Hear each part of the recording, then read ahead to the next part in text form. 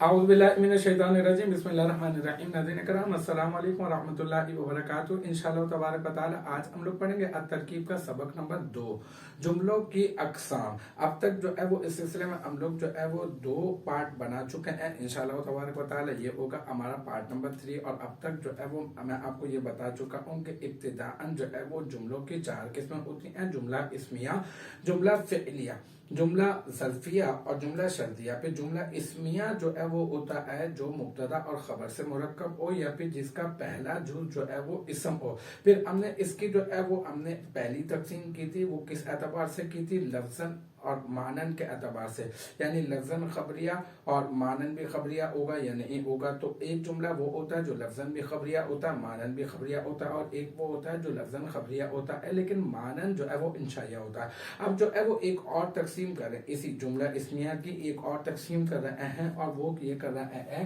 کہ خبر کے اعتبار سے جملہ اسمیہ کی اقسام. اس لحاظ سے بھی 2 ہی قسمیں ہیں، ایک تو کبرا اور ایک ہے صغرا. ٹھیک ہے. اچھا، کبرا کیا ہوگا؟ وہ جملہ جس میں اسمیہ جس کی خبر جملہ ہو. یہ عام ہے کہ وہ جملہ اسمیہ ہو یا فعلیہ ہو، جیسے کہ زیدن ابوہ قائم. دیکھیں جناب، اس کو ہم سمجھتے ہیں، میں آپ کو سمجھاتا ہوں. یہ جو زیدن ہے یہ یہاں پر معرفہ ہے، اور شروع میں اگر معرفہ آتا ہے تو ہم اس کو بناتے ہیں، کیا بناتے ہیں؟ ہم اس کو بناتے ہیں مبتدا. اب ہم نے کیا تلاش کرنا تھا؟ اب ہمیں تلاش کرنی تھی خبر. ہم آگے خبر تلاش کرنے کے لیے گئے تو آگے ہمیں ملا، اس کو بریکٹ میں لے لیتا ہوں سمجھانے کے لیے. یہ ابو جو ہے ہم نے دیکھا تو ابو ہمیں معلوم ہے یہ مضاف ہوتا ہے، اور یہ جو ہو ضمیر ہے یہ کیا ہے؟ یہ بن گئی ہے مضاف الیہ. پھر یہ مضاف اپنے مضاف الیہ سے مل کر یہ کیا ہو گیا؟ یہ بن گیا مرکب اضافی. اور مرکب اضافی جو ہے ہم اس کو بھی مبتدا بنا سکتے ہیں. آپ کہیں گے ارے مبتدا پیچھے بنا تو دیا. نہیں، ایسا نہیں ہے، بلکہ میں نے کہا کہ اس کو آپ سمجھ لیں یہ ایک بریکٹ کے اندر ہے. اب آپ اس کو یوں سمجھ لیں، اب قائم جو ہے نا یہ بن گیا اس کی نکرہ، کیونکہ معرفہ کی کوئی علامت نہیں ہے تو یہ بن گیا اس کی خبر. ٹھیک ہے. ابھی یہ مبتدا اپنے خبر سے مل کر یہ بن گیا جملہ اسمیہ خبریہ. ٹھیک ہے، یہ جملہ اسمیہ خبریہ بن گیا. اب یہ والا جو مبتدا ہے اس کی جو خبر ہے، اس کی جو جملہ جو ہے وہ نکرہ کے حکم میں ہوتا ہے، یہ یاد رکھیے گا. اب یہ پورا کا پورا جملہ نکرہ کے حکم میں بن کر یہ پورا کا پورا جملہ نکرہ کی مانند ہے، نکرہ کے حکم میں ہے. تو اب یہ کیا بن گیا؟ اس کو ہم نے بنا دیا خبر. تو یہاں پر اگر میں آپ سے سوال کروں کہ مبتدا کی جو خبر ہے وہ جملہ ہے یا نہیں، تو آپ کہیں گے ہاں مبتدا کی خبر جو ہے وہ پورا کا پورا ایک جملہ مبتدا کی خبر بن رہا ہے. بس اس میں ایسا ہی ہوگا کہ جملہ اسمیہ جس کی خبر جملہ وہ جملہ یعنی کبرا وہ ہوگا وہ جملہ اسمیہ جس کی خبر جملہ ہو. اب یہ عام ہے کہ جملہ اسمیہ ہو یا پھر جملہ فعلیہ. جملہ اسمیہ کے خبر بننے کی میں نے آپ کو مثال دے دی، یعنی یہ پورا کا پورا ایک ایسا جملہ ہے کہ جس کی خبر جو ہے وہ بھی جملہ واقع ہو رہی ہے. ایک ایسا جملہ ہے جس کی خبر بھی جملہ بن رہی ہے. جملہ اسمیہ کی میں نے آپ کو مثال دے دی. یہاں پر میں آپ کو جملہ فعلیہ کی مثال دے دیتا ہوں. قام ابوہ، یہاں پر زیدن جو ہے یہ معرفہ، اس کو آپ بنا دیں مبتدا، اور یہ قام فعل اور ابو مضاف اور یہ ہو ضمیر مضاف الیہ. ٹھیک ہے. پھر مضاف اپنے مضاف الیہ سے مل کر مرکب اضافی ہو کر یہ کیا بن گیا؟ اس فعل کا فاعل. اور پھر فعل اپنے فاعل سے مل کر، اس کو بھی بریکٹ میں لے لینا، فعل اپنے فاعل سے مل کر بن گیا جملہ فعلیہ خبریہ. ٹھیک ہے.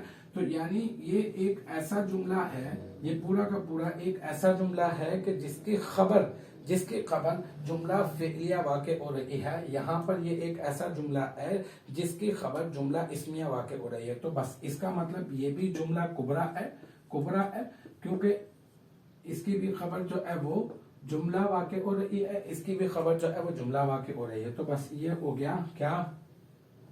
کبرا. اچھا صغرا کیا ہوگا؟ وہ جملہ اسمیہ جو کسی مبتدا کی خبر واقع ہو رہا ہو، ٹھیک ہے نا. یہی والی مثال لے لیں آپ، زید ابوہ قائم.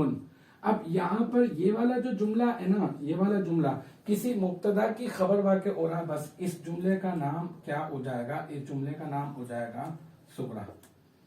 ایسا جملہ جس کی خبر جملہ واقع ہو رہی ہو وہ جملہ کیا کہلائے گا؟ کبرا.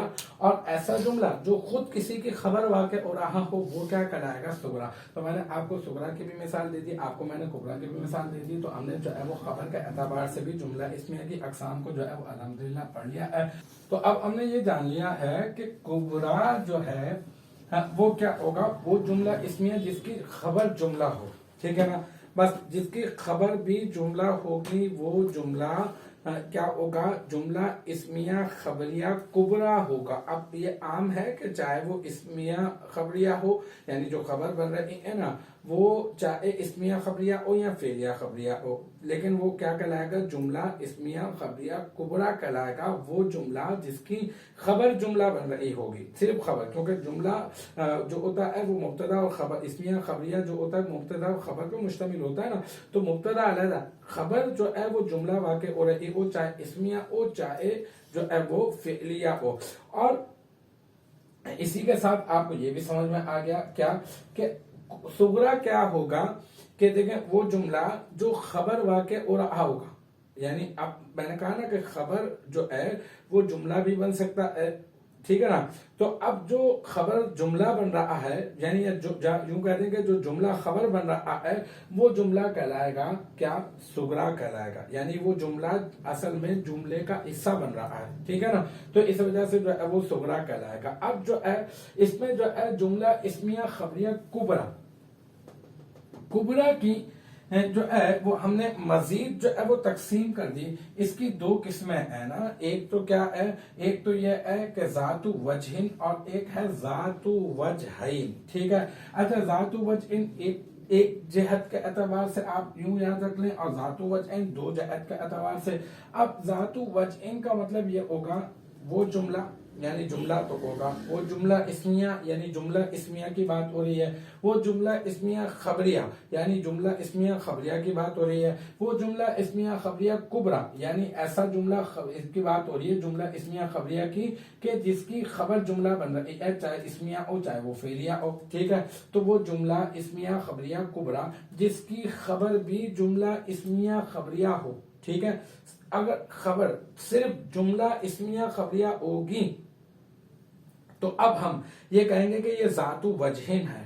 اور اگر ایسا ہو کہ اگر وہ جملہ اسمیہ خبریہ کبرا جس کی خبر جو ہے وہ جملہ فعلیہ ہو، جیسے دیکھیں زید مبتدا ہے اور اس کی جو خبر ہے نا یہ خبر بن رہی ہے، تو یہ جو خبر ہے یہ کیا ہے؟ یہ جملہ فعلیہ خبریہ ہے. یہ مبتدا ہے اور اس کی جو خبر ہے نا وہ خبر کیا بن رہی ہے؟ یہ بن رہی ہے اسمیہ خبریہ.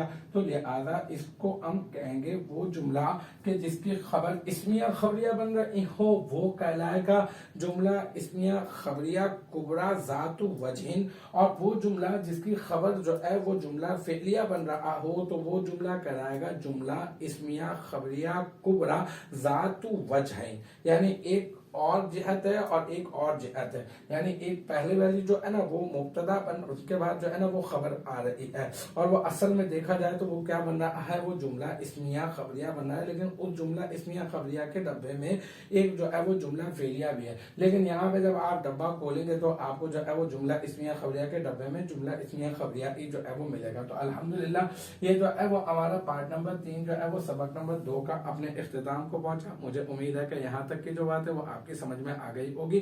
انشاءاللہ تبارک و تعالی نیکسٹ ٹائم اگلی ویڈیو اگلی کلاس کے ساتھ ملاقات ہوگی. جب تک آپ اپنا بہت خیال رکھیے گا. وآخر دعوانا ان الحمدللہ رب العالمین.